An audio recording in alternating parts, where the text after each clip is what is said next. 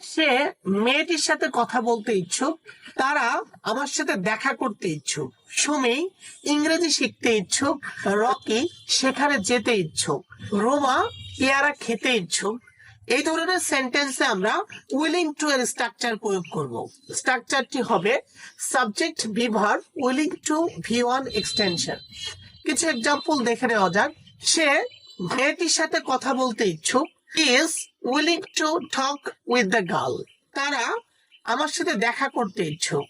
They are willing to meet with me. Rocky সেখানে যেতে ইচ্ছুক। Rocky is willing to go there. Roma পেয়ারা খেতে ইচ্ছুক। Roma is willing to eat Gobha.